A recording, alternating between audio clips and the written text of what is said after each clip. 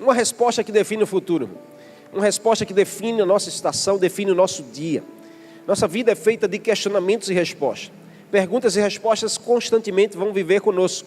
Para onde nós vamos, o que nós estivemos fazendo, qual a profissão que a gente exerce, o lugar que a gente ocupa, e na igreja do Senhor não é diferente. Nossa vida é feita de questionamento e resposta. Constantemente. Eu tenho irmãos, nós temos 27 anos de igreja. 27 anos de igreja, a gente convive com perguntas e respostas, questionamentos que nós precisamos responder. Às vezes a gente responde, porque o silêncio também é uma resposta. Diga assim, o silêncio também é uma resposta. E às vezes a gente responde com silêncio, a gente às vezes responde com uma palavra, a gente às vezes responde estando presente, às vezes a gente também responde estando ausente, porque a ausência também é uma resposta. Diga assim, a ausência também é uma resposta. E por vezes, irmãos, a presença ela já diz tudo, e a ausência dispensa palavras. Mas o fato é que nós precisamos ter discernimento, cuidado com as nossas respostas. O que nós estamos respondendo para nós, para a nossa família, para o chamado de Deus, para a igreja do Senhor nesse tempo. Mateus 16 acontece um momento decisivo no ministério de Jesus. É um momento em que é um divisor de águas, porque ele havia realizado milagres. Antes disso, Jesus tinha realizado um grande milagre. Tinha ensinado uma multidão, confrontado religiosos. E ele estava formando discípulos, para quando ele fosse assunto aos céus, os discípulos continuassem a missão que ele começou. Mas agora Jesus leva os discípulos para uma região chamada Cesareia de Filipe. Era uma região de confronto. Era um ambiente marcado pela idolatria. Essa cidade, essa região dentro da cidade, era como um bairro. É como o bairro que nós estamos. Aqui o bairro chama Afogados. Esse nome deveria mudar mesmo. Amém ou não? Toda vez que eu tenho que dizer onde é a igreja, eu fico quer dizer, é em Afogados, né? Dá a impressão de que é um lugar de morte, não é assim? Amém? Amém ou não? É um lugar de desespero, é um lugar de afogados. Mas Cesareia de Filipe era como uma comunidade como essa, onde a idolatria prevalecia, onde os cultos pagãos eram muitos deuses, muitas vozes. E é justamente ali onde Jesus faz uma pergunta, irmãos. Isso é muito de Deus para mim e para você, porque são ambientes assim que o Senhor vai nos questionar, são ambientes assim que o Senhor vai nos fazer perguntas estratégicas. Irmãos, sempre Jesus fez perguntas, e todas as perguntas de Jesus eram perguntas estratégicas. Então existem perguntas que são estratégicas na nossa vida. Nem sempre que você for questionado com uma pergunta quer dizer que seja algo ruim. Existem perguntas que são estratégicas e que a gente precisa ter sabedoria para respondê-las. Perguntas que vão nos impulsionar para a frente, perguntas que vão nos fazer prosperar, perguntas que vão nos fazer crescer, vão nos fazer melhorar. Quantos estão comigo aqui nessa manhã? Então foi nesse ambiente, Cesareia de Filipe, um ambiente de idolatria, de culto a deuses pagãos. Tinha um deus chamado Pan, um deus específico nessa região. Se você vai estudar mais, você vai ver. Era um culto a esse deus, era feito nas grutas, na caverna. Então, essa região de Cesareia de Filipe, ela fica no pé do Monte Hermon, no Monte Hermon, o monte em que o salmista vai dizer que o orvalho cai dele, e o orvalho que cai dele se transforma em água, e a água ela desce e alimenta o Rio Jordão. Esse monte ele é especial, mas no pé do monte haviam grutas, como qualquer outro monte. E essa região de Cesareia de Filipe, ela usava essas grutas para serem lugares de adoração.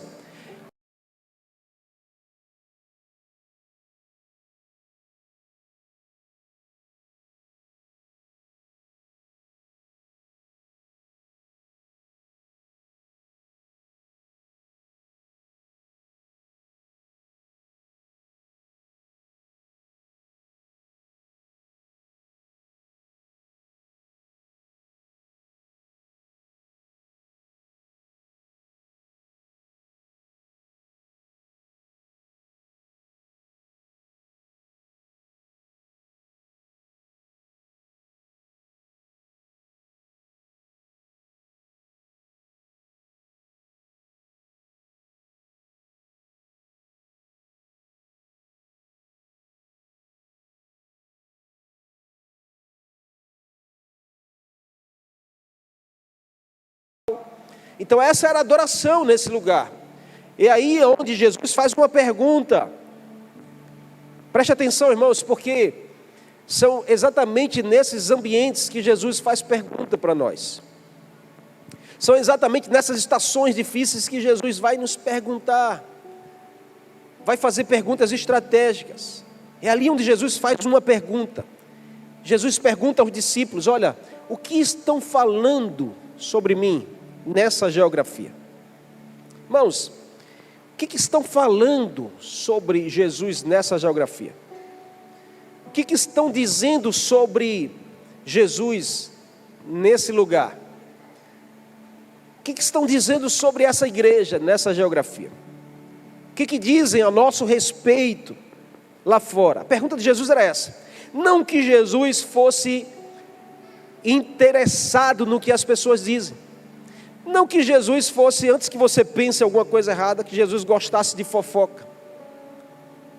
Porque normalmente quando a gente pergunta assim, ó, o que estão falando de mim lá? É como dessa a entender que eu gostasse dos assuntos, que eu gostasse de fofoca, que eu gostasse de disse-me-disse, que eu gostasse. Não é assim? É ou não é? É ou não é? Você está numa mesa, você vai perguntar, ó, o que estão falando de mim lá? O que está falando de fulano e ciclano lá? O que está falando da igreja lá? Mas a intenção de Jesus não era essa. A intenção de Jesus era confrontar os discípulos. A intenção de Jesus era fazer com que os discípulos dessem respostas estratégicas, que avaliasse o questionamento. Então ele pergunta: o que estão falando de mim lá? O que dizem ao meu respeito as pessoas? Aos discípulos, irmãos, olha o que eles ouviram. Cada um ouvia uma coisa. Aí os discípulos disseram, um levantou a mão e disse: estão dizendo que o Senhor é João Batista.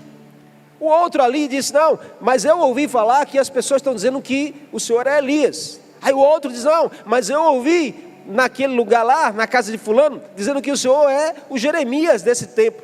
E outros dizem assim: não, mas eu ouvi na casa de ciclano que estão dizendo que o Senhor é um dos profetas. Aí Jesus diz: muito bom que vocês ouviram. Agora eu quero saber o que vocês vão fazer com isso que vocês ouviram. O que você vai fazer com o que você anda ouvindo? O que você faz com as notícias que chegam até você? O que você faz com as, entre aspas, irmão, fofocas que chegam até você? Com as especulações que chegam até você? Com aquilo que as pessoas acham, pensam, especulam, criam, aumentam? O que a gente vai fazer com isso? A pergunta de Jesus para os discípulos era exatamente isso. Agora me diga vocês, o que vocês falam sobre mim? Jesus estava dizendo: o que vocês vão fazer com o que as pessoas estão dizendo? Você acredita que eu sou João Batista? Você acredita que eu sou Elias? Você acredita que eu sou Jeremias? Você acredita que eu sou um dos profetas? Como anda o seu coração em relação aos questionamentos, irmão? Jesus nos trouxe nessa manhã aqui para nos confrontar sobre as nossas respostas acerca das coisas que nós ouvimos, que nós vivenciamos, que nós experimentamos. Essa é a pergunta que continua ainda hoje. Não é apenas, irmãos, você vem à igreja. Essa não é a pergunta. É, você sabe quem você é na igreja? Não é apenas você é crente. Não, você sabe quem você é sendo crente. Não é apenas, você tem uma família. Não, você sabe qual é a sua missão na sua família.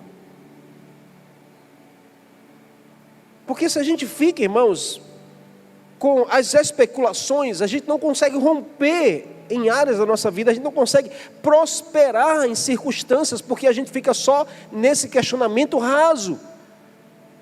Você vem à igreja, não é sobre você vir à igreja, irmão, é sobre você sabe quem você é na igreja. Qual a sua missão na igreja? Qual o seu papel em ser igreja? Essa é a pergunta que a gente precisa responder. Você é da igreja, família que ama? Não é essa a pergunta que você tem que responder. Você tem que responder você sabe qual é o seu propósito da igreja, família que ama? Porque senão a gente não sai do lugar, irmão. Quantos estão me entendendo aqui? Jesus faz uma primeira pergunta para mostrar aos discípulos que se eles não mudarem a expectativa, eles não vão sair do lugar. Se eles não mudarem as respostas, eles não sairão do lugar. Se ele não mudar a forma de enxergar, eles não vão prosperar na missão. Depois ele faz uma segunda pergunta, que é a pergunta-chave. Agora vocês, o que dizem que eu sou? E aí Pedro, como colérico que é, ousado, ele se atravessa no meio e ele é o primeiro a responder: ah, tu és o Cristo, o Filho de Deus vivo. Mas eles não ouviram isso lá fora. Eles viram que Jesus era João Batista, era Elias, era Jeremias, era um dos profetas. Mas Pedro se levanta com uma resposta diferente.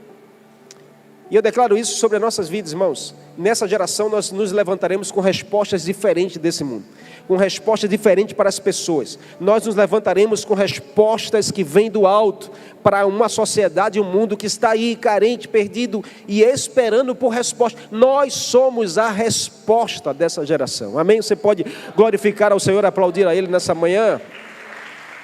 Aleluia. Nós somos a resposta para as pessoas. Você viu aqui, a pastora deu um testemunho de algo tão simples. Você diz assim: mas isso é tão pequeno. Não é, irmão, isso é tão poderoso. Porque alguém que não tem o conhecimento bíblico vai lá, oferta a ela um algo, e dias depois essa pessoa ela recebe algo de alguém. E a pastora vai lá e dá a resposta para a pergunta. Nós somos essa resposta. Nós não podemos nos embaraçar com o que as pessoas falam, com o que o mundo diz, com o que os incrédulos, com o que os que estão feridos, com aqueles que estão sem esperança, andam falando sobre Jesus e sobre a igreja do Senhor. Amém? Amém? O que as pessoas andam falando sobre essa igreja? Ontem eu passei um dia, irmãos, em conexão com pastores da cidade, e pastores até de outra cidade. Tive o privilégio de estar em duas igrejas diferentes, uma na Zona Sul, as duas na Zona Sul na verdade, mas uma lá em Piedade e outra em Boa Viagem. E a gente contempla o que Deus está fazendo, irmão. Isso, sabe o que isso faz? Faz a gente entender que a gente precisa sair dessa ideia de estarmos conduzindo a nossa vida, baseando a nossa vida pelo que as pessoas falam. E achando que tudo se resume a isso. Mas não, Deus tem derramado graça. A igreja lá adorando, apaixonada, cheia de pessoas. A outra, o pastor acabou de construir uma igreja enorme para 2.000 pessoas. Irmão, vai estar inaugurando hoje. E eu disse: meu Deus, a gente fica lá achando que a gente alcançou tudo, achando que não tem mais jeito, achando que a gente não vai romper. Irmãos, a gente precisa mudar a nossa mente, a gente precisa mudar nossas respostas, a gente precisa mudar o nosso olhar, a gente precisa mudar o nosso coração. Então, olha só, quais são as lições que a gente aprende aqui? A primeira coisa, a resposta de Pedro foi uma resposta de alguém comprometido, porque ele disse: tu és o Cristo, Filho de Deus vivo. E aí Jesus disse: muito bem, Pedro, não foi homem que te revelou isso, foi meu Pai. Jesus está dizendo: a sua resposta é uma resposta de revelação. Então o que a gente aprende? Que quando nós estamos comprometidos, irmãos, nós sabemos em quem acreditamos. Alguém comprometido sabe em quem acredita. Alguém que pertence a uma igreja sabe em quem acredita. Pedro estava dizendo assim, as pessoas acreditam que o Senhor é João Batista, Elias, Jeremias, outro profeta, mas eu acredito que o Senhor é o Cristo, Filho de Deus vivo. Então, entre o que as pessoas acreditam e o que eu e você acreditamos, irmãos, existe uma lacuna. Se a gente não cuidar, nós trocamos a nossa opinião. Tem pessoas que trocam opinião fácil. Tem pessoas que trocam a forma de enxergar as coisas fácil. Está lá 5 anos servindo, fazendo, se dedicando, mas basta uma pessoa ferida, decepcionada, encostar. Se você emprestar os seus ouvidos entre o que essa pessoa acredita e o que você acredita, se você não cuidar, você muda o seu olhar e sua opinião. Você muda o seu coração. Você muda a sua ação. Você muda o seu comprometimento. E você já não está mais comprometido assim. Jesus estava tratando dos discípulos, cuidando dos discípulos, porque Jesus sabia o que estava por vir. Ele diz: olha, entre o que as pessoas estão dizendo e o que vocês dizem, existe um espaço. que precisa ser cuidado e blindado e guardado. Aí Pedro diz: eu acredito que o Senhor é o Cristo, Filho de Deus vivo. Sabia em quem estava acreditando. Pedro não representa uma opinião sobre Jesus. Pedro representa uma convicção. Diga assim: entre opinião e convicção há uma decisão, irmão. Ou você fica pela opinião dos outros, ou você fica pela sua convicção. E muitas vezes a gente, irmãos, desiste, se frustra de sonhos, projetos, por conta de opiniões. Deus colocou uma convicção no meu e no seu coração.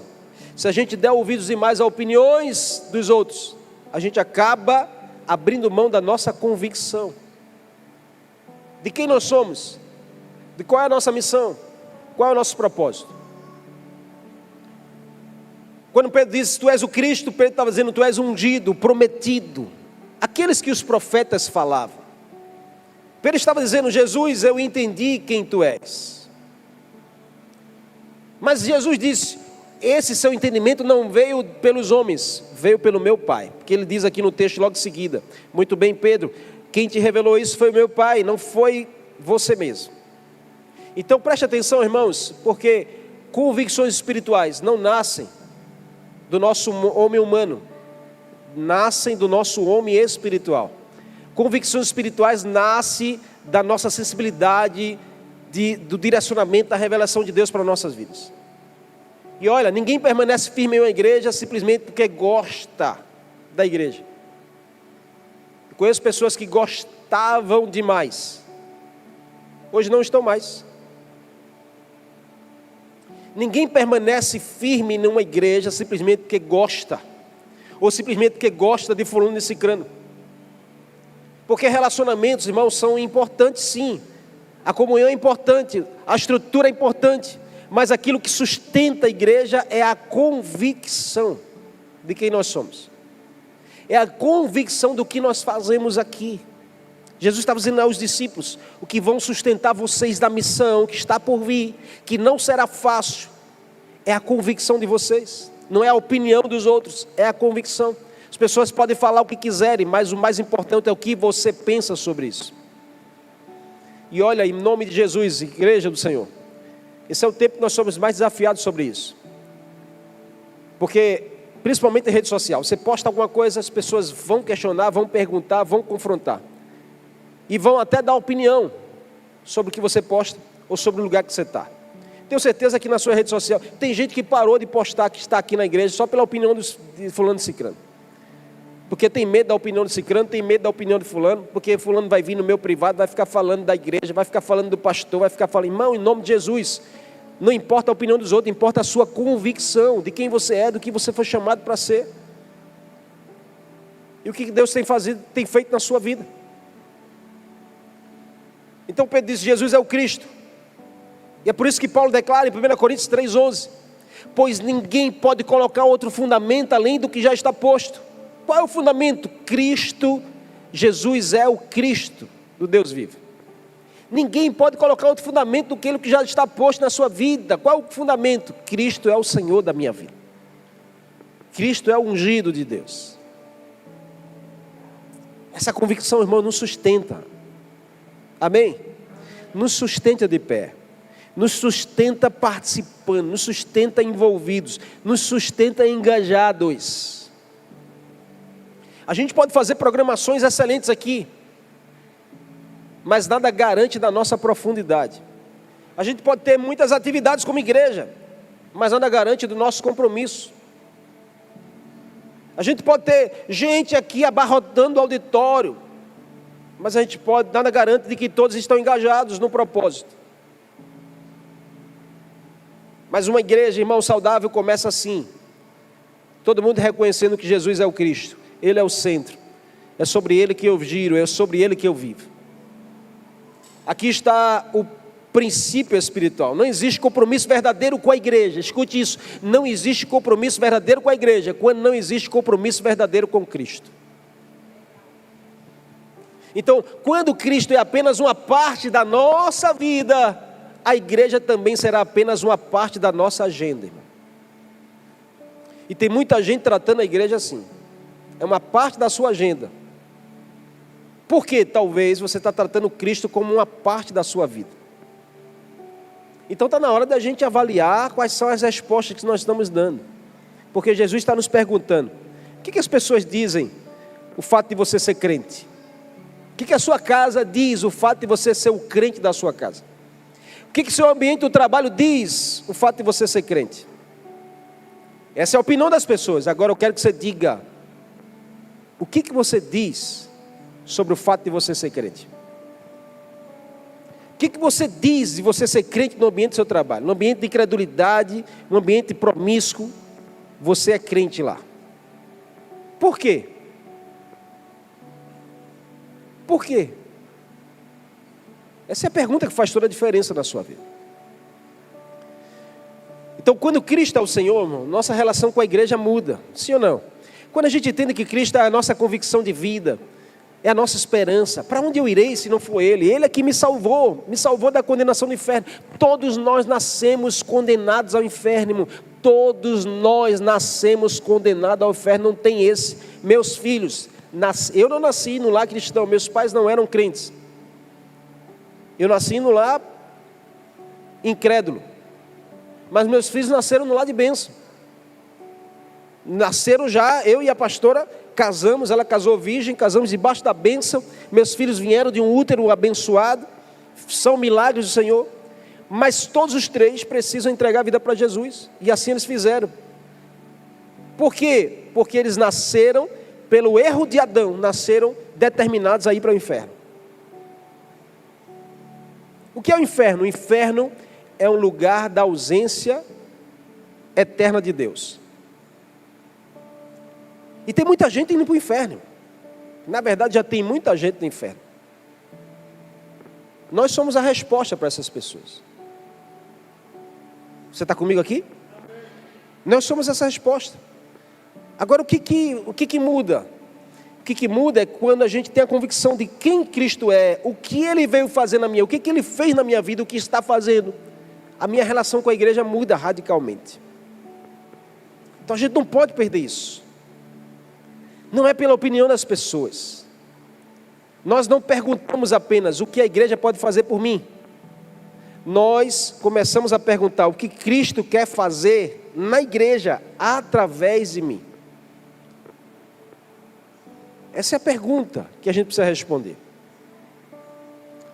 Segundo, quando nós estamos envolvidos, comprometidos no propósito, nós entendemos a quem nós pertencemos. Jesus diz assim, quando Pedro responde, Jesus diz: muito bom, Pedro, e eu te digo, tu és Pedro, e sobre essa pedra edificarei a minha igreja. Não é assim que está aí na sua Bíblia, não? Amém? Amém ou não? De quem é a igreja? De quem é a igreja? É de Pedro? Quem vai edificar a igreja é Pedro? Jesus disse: eu te digo que tu és Pedro, e sobre essa pedra, o que é a pedra? A pedra é a revelação que Deus deu a Pedro. É a resposta de Pedro. A resposta de Pedro é a pedra. A pedra é o fundamento, irmão. E ele diz: sobre esse fundamento eu edificarei a minha igreja. Jesus estava deixando claro para Pedro: você pertence. Você não visita, você pertence. Essa expressão que parece ser pequena para nós, mas muda tudo, irmãos. Jesus diz: a minha igreja. A igreja não é de Pedro, a igreja não é do pastor, a igreja não é de líderes, a igreja não é de família nenhuma, a igreja é de Jesus. Nós somos apenas administradores de algo que pertence a Ele. Por isso, quando você vem servir aqui, você não está servindo ao pastor, você não está servindo ao líder, você está servindo a Jesus, que é o dono da igreja. Agora, se você anda servindo de qualquer jeito, aí você paga a conta com Ele. Se você faz de qualquer jeito, se você não está comprometido ao ponto de você chegar no horário, de você fazer com excelência, de você se padronizar para fazer, porque você está fazendo para Ele, não faz de qualquer jeito. Se eu vou fazer para as coisas do mundo, para o meu trabalho eu faço com excelência, para o Senhor eu tenho que fazer 2 vezes mais, que eu sirva a Ele. Jesus estava deixando claro para Pedro: Pedro, a igreja é minha, você apenas pertence a ela, você vai servir a ela como serve a mim. Nós somos administradores, irmão. Isso confronta o nosso individualismo. Nós vivemos em uma geração que constantemente pergunta: eu gosto disso, eu concordo com isso, isso me atende, isso combina comigo. Mas o Evangelho de Jesus pergunta: isso glorifica o Senhor? Isso fala sobre Jesus na sua vida? É esse nível de pertencimento que nós precisamos, irmãos, alcançar. Quando eu entendo quem eu sou na igreja e quem é o dono da igreja. Isso significa eu pertenço a uma família, que é a família de Deus, a família da fé. Eu pertenço, e quando eu pertenço, isso me gera responsabilidade. Diga assim, responsabilidade. Diga mesmo, diga responsabilidade. Quando eu pertenço, isso me agrega responsabilidade. Quantos pertencem a uma família biológica aqui? Todo mundo. Isso te gera responsabilidade pela tua família. Agora, se a gente pertence a uma família da fé chamada igreja, isso também precisa gerar em nós responsabilidade por aquilo que eu pertenço. Porque senão, sinto dizer que você não está pertencendo, você está apenas visitante. Se você não assume responsabilidade, você está visitando. É igual você ir no shopping, você não tem responsabilidade nenhuma. Você paga a conta, paga os boletos do shopping, numa loja daquela de aluguel. Você tem a responsabilidade de mudar a vitrine toda semana. Você tem a responsabilidade de botar um cheirinho na loja para... Você não tem responsabilidade de você vender o produto. Você está apenas visitando, você passeia sem responsabilidade. A melhor coisa é você ir no shopping, né? Sem responsabilidade. Mas a igreja não é shopping, irmão. Amém? A igreja de Jesus não é shopping para você ir quando você quer, na hora que você quer, do jeito que você quer, não estou afim, hoje eu vou, mas não estou com vontade, vou servir. Irmão, você pertence a uma família. E a gente precisa mudar essa mentalidade. Responsabilidade. O que Jesus está dizendo para Pedro: Pedro, eu edificarei a minha igreja. Você pertence, eu estou te dando uma responsabilidade. Tome aqui a chave do reino. Não, Jesus entrega a chave do reino nas mãos de Pedro. Não é sobre governo, como a igreja católica diz, que Pedro tem a chave, é o Papa, e aí dá a menção aos papais da igreja católica. Não tem nada a ver com isso. Isso é criação de homem. Jesus não disse: tu é o Papa da igreja. Não, eu estou te dando a chave do reino. Chave significa responsabilidade. Quem tem a chave da sua casa aqui? Agora mesmo eu orei por uma chave de uma casa. Isso significa o quê? Responsabilidade. Não paga a conta não para ver. Não paga o IPTU não para ver o que acontece. O que acontece? O que acontece, irmão? Me ajuda aí. Paga o IPTU da casa não para ver o que acontece. Não paga. Quem tem a chave de carro aqui? Significa não paga não para ver o que acontece. Paga o IPVA não para ver o que acontece com o teu carro. Agora a gente quer estar na igreja sem responsabilidade, irmão. Então você não pertence, você visita. Essa palavra é a palavra de Jesus para mim e para você nessa manhã. Jesus diz: é pertencimento, Pedro. Por isso que ele deixa claro: é a minha igreja, Pedro. Você pertence à minha igreja. Não é a sua igreja, é a minha igreja. Quem pertence cuida, sim ou não? Sim ou não? Me ajuda, irmão. Quem pertence cuida. Se você não cuida da sua casa, você pode ser só um visitante da sua casa. Não é assim? Que naturalmente os inquilinos, casa de aluguel, as pessoas, se ele não entender a responsabilidade, ele não cuida. Porque não é meu, eu não cuido. Infelizmente, irmãos, essa mentalidade do mundo precisa sair da nossa mentalidade.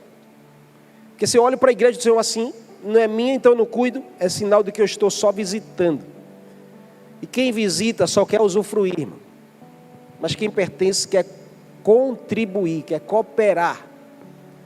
O que pode melhorar aqui? Como é que a gente pode fazer para crescer? O que a gente pode fazer para alcançar mais vida? O que a gente pode fazer para o reino propagar? Irmãos, quem pertence, cuida. Quem pertence, participa. Quem pertence, protege. Quem pertence, serve. Quem pertence, carrega consigo a missão. Eu estou falando aqui, irmãos, não estou falando uma palavra como pastor da igreja, estou falando uma palavra como servo de Jesus para mim e para a sua vida. Essa palavra alcança todas as áreas da nossa vida. Estou falando aqui, mas você pode estar aí recebendo para a sua família, recebendo para a sua empresa, para quem tem empresa, recebendo para quem estuda, para quem é funcionário. Você precisa fazer isso. Aplique isso na sua vida, você vai ver a sua vida entrar em outro nível. Você vai ver você prosperar. É por isso que Paulo compara a igreja a um corpo. Ele diz, ora, vocês são o corpo de Cristo. Cada um de vocês é individualmente membro, mas de um corpo. Ou seja, irmãos, corta o teu dedo, deixa ele lá para ver o que acontece. Ele não pertence mais, o que é que vai acontecer com ele? Vocês estão comigo aqui, irmão?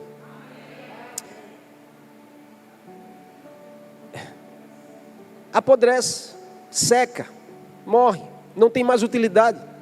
Tem alguma utilidade? Tem alguma utilidade? Eu já ouvi um pastor pregando, dizendo assim, contou ele fez uma ilustração. Ele disse, passa de meia-noite na frente do cemitério. Meia-noite na frente do cemitério. Meia-noite na frente do cemitério, você está lá. Tendo que voltar para cá, você passa na porta do cemitério. De repente você vê um pé sair do cemitério, só o pé. O que é que você faz? O que é que você faz? Não vai se benzer não, irmão. Eu não digo. O que é que você faz? Você quer crente pentecostal, você vai repreender em nome de Jesus. Não, você vai correr, irmão. Porque é um pé, só um pé saindo do cemitério. Agora passa de meia-noite, você voltando para casa na porta do cemitério, sai de lá um homem sem pé. O que você vai fazer? É a mesma reação? É a mesma reação? Por quê? Porque um homem sem pé é possível, mas um pé sem homem, a mesma coisa eu e você, irmão, a igreja. A igreja com a gente é possível, mas a gente sem a igreja, esqueça. Esqueça, você vai esfriar, vai secar, vai morrer. Diga a essa pessoa, a igreja é de Jesus. Diga assim, com você, ela é bênção. Sem você, ela é bênção. Agora você, na igreja, você é bênção. Agora, sem estar na igreja, misericórdia.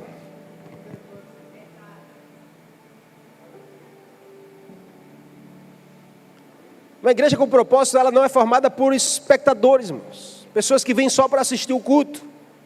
Ela é formada por discípulos, engajados, comprometidos. Existe uma diferença enorme entre frequentar uma igreja e pertencer a uma igreja. Frequentar foi o que eu fiz ontem em 2 igrejas. Eu frequentei. Não tenho compromisso nenhum, eu não pago os boletos, não ajudo a arrumar as cadeiras, frequentei, mas quando eu pertenço, irmãos, aí eu não consigo ficar sem participar, sem contribuir, sem cooperar, sem chegar cedo, sair tarde, sem estar apaixonado por ver Deus fazendo na vida de famílias. Frequentar é estar presente, pertencer é assumir responsabilidade. Frequentar é assistir, pertencer é participar. Frequentar é perguntar o que vou receber nesse culto. Pertencer é o que posso entregar nesse culto. Por último, não menos importante, quando nós estamos comprometidos com um propósito, nós avançamos contra as portas do inferno. Jesus diz, Pedro, as portas do inferno não prevalecerão sobre a minha igreja. Aonde Jesus estava, eu contei isso no começo da pregação. No pé do Monte Hermon, numa gruta onde eram feitos rituais para um deus pagão chamado Pan lá dentro, onde eram mortos animais, e as pessoas que entrarem naquela gruta eram tidos como entraram no ambiente do inferno.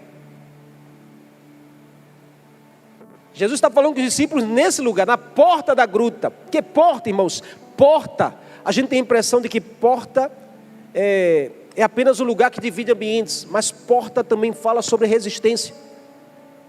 Quando você está com medo, você entra na sua casa e fecha a porta. Quando você está meio assim, você entra no seu quarto e fecha a porta.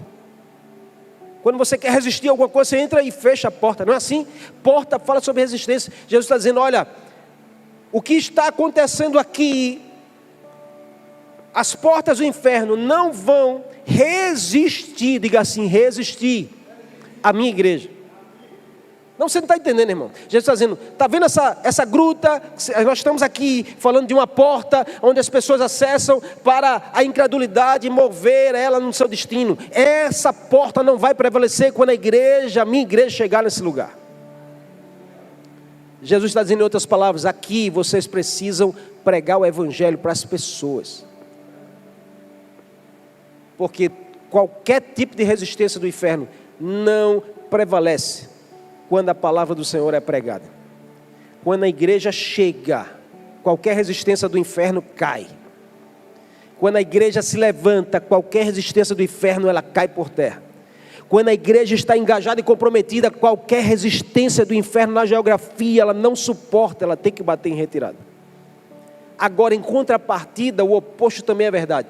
Quando a igreja se cala, quando a igreja está desunida, quando a liderança não está engajada, irmãos, aí vem uma resistência grande para cima da igreja. Você está entendendo, não?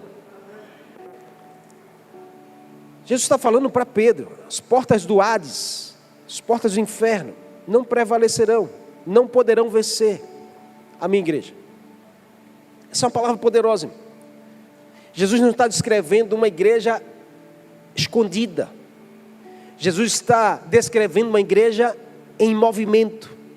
Você está vendo essa gruta? A igreja precisa entrar e arrancar de lá os que estão perdidos. Uma igreja em movimento. Não é uma igreja espectadora, que fica lá na porta da gruta olhando os rituais que são feitos lá dentro sem fazer nada. É uma igreja em movimento. Se tem uma estrutura de defesa, o inferno sabe montar muito bem. Porque o inferno, irmãos, a promessa da palavra de Deus no Éden é que Jesus já esmagou a serpente Satanás. Então o inferno não tem poder nenhum. O inferno apenas resiste.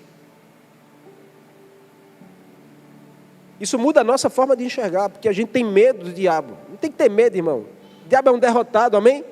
Ele apenas resiste ao seu avanço. O que ele faz? Ele resiste a você prosperar, você avançar, o seu casamento melhorar, as suas finanças melhorar. Ele vai trabalhar para resistir.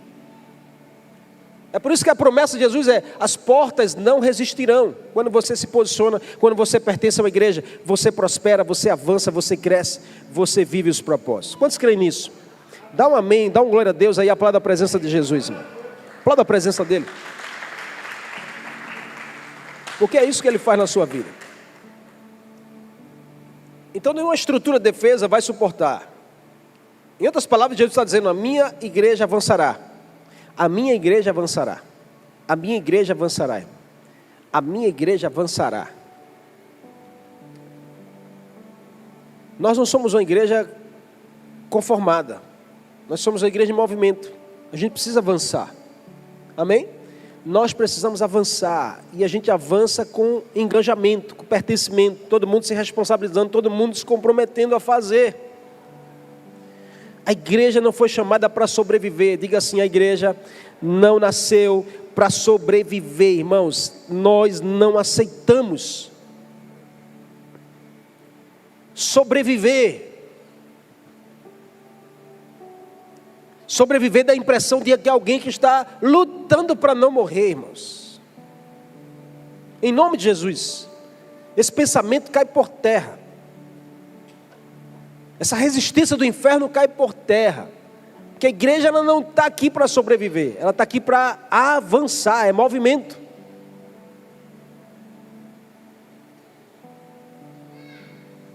Então nós somos chamados para fazer discípulos. Jesus disse: ide por todo mundo e façam discípulos de todas as nações. Nós não fomos chamados apenas para cuidar dos que já estão dentro. Nós somos chamados para alcançar os que ainda estão lá fora. Jesus olha para os discípulos assim: ó, vocês estão vendo essa gruta? Essa porta aí não resiste. Se vocês decidirem entrar, ninguém vai conseguir paralisar a igreja do Senhor. Agora, se vocês ficarem aqui fora só se preocupando com vocês, aí a resistência do inferno vai ser grande. Então a gente não pode, irmãos, estar só pensando em cuidar dos que estão dentro. A gente precisa cuidar sim, mas a gente precisa também pensar em alcançar os que estão fora. Não fomos chamados apenas para celebrar o que Deus já fez ontem. Nós somos chamados para continuar aquilo que Jesus começou a fazer há 2000 anos atrás. Uma igreja com propósito precisa recuperar alguns movimentos que são inegociáveis, que é alcançar, discipular e enviar pessoas. Esse é o movimento dessa igreja. A gente celebra todas as vidas que chegam aqui, a gente engaja as pessoas para serem discipuladas, e a gente precisa enviar pessoas para alcançar outras pessoas. Uma igreja comprometida não pergunta somente quantas pessoas vieram para o culto de domingo, ela pergunta quantas vidas nós estamos alcançando a cada culto. Nós precisamos transformar o propósito em movimento, amém? Você está ouvindo o Senhor falar com você nessa manhã? O Senhor não nos chamou para ficar parados. Jesus não nos chamou para ficar parados. Mas pastor, está muito difícil, está muito, irmãos. Se a gente ficar olhando para as dificuldades, é como Pedro, a gente vai afundar. Mas naquele dia que Pedro andou sobre as águas, enquanto ele estava olhando para Jesus e confiando na palavra de Jesus, ele andou nas águas. É assim a vida da igreja. A gente precisa continuar olhando para Jesus. A gente precisa ser apaixonado por Jesus, continuar apaixonado por Jesus, fazendo para Jesus. Amém? A pergunta do Senhor é a mesma hoje. O que você diz sobre Jesus na sua vida? Quem é Jesus para você? A sua resposta diz exatamente a sua posição. Mas hoje, nessa manhã, o Senhor quer nos reposicionar talvez, a nos comprometermos mais, a termos o senso de pertencimento a essa casa, a gente desejar servir com amor, com paixão, com excelência as pessoas, a gente deixar ser discipulado e discipular pessoas, a gente poder orar e planejar para alcançar novas pessoas, e assim a gente viver o propósito de Deus nas nossas vidas. Não é coisa do outro mundo, irmãos, é coisa que a gente precisa simplesmente fazer acontecer. Porque eu não quero apenas estar na igreja, irmão. Eu quero ser igreja. Eu não sei você, mas 10 anos a gente pastoreia essa igreja. Eu nunca quis apenas estar na igreja, eu sempre quis ser igreja. E esse é o nosso ensinamento aqui. Nunca vim para um culto aqui só para assistir o culto, assistir ao que Deus está fazendo. Não, eu quero fazer parte daquilo que Deus está fazendo. Isso muda radicalmente a nossa vida e o nosso coração. Então nessa manhã nós precisamos dar uma resposta para Jesus, e eu queria que você desse essa resposta para Ele. Não é para mim, não é para o seu líder. Você desse essa resposta para Jesus. O que o mundo fala sobre mim? Isso aí você sabe muito bem, é a opinião das pessoas. Mas o que você fala sobre mim? Feche teus olhos. Coloca a mão no teu coração. Nós vamos orar juntos. Aleluia. Senhor Jesus, nessa manhã, Tua presença é real aqui. Tua palavra foi ministrada. Nós cremos que algo foi semeado no nosso coração. Nessa manhã, assim como o Senhor perguntou àqueles discípulos, o Senhor também está nos perguntando, Senhor, o que o mundo fala sobre mim? E aí acerca de opiniões e pessoas. Mas a pergunta é, o que você fala sobre mim? E aí essa é a nossa convicção, Jesus. Nessa manhã nós queremos dizer para o Senhor a nossa convicção de quem o Senhor é na nossa vida, de quem o Cristo é para mim, de quem Jesus é para mim, para minha casa, para minha família. Nós queremos te dizer, Jesus, que nós não sabemos viver sem a Tua presença. O Senhor nos resgatou do império das trevas, nos transportou para o reino do Filho do Seu amor, e nós somos gratos por isso. E a nossa vida foi dedicada ao Senhor. Assim como Paulo disse, eu já estou crucificado em Cristo, já não vivo mais eu, mas é Cristo que vive em mim. E a vida que eu vivo agora na carne, eu vivo pela fé nesse Cristo. o qual me amou e se entregou por mim. Nós não queremos embaraçar nossa mente e nosso coração acerca de opiniões.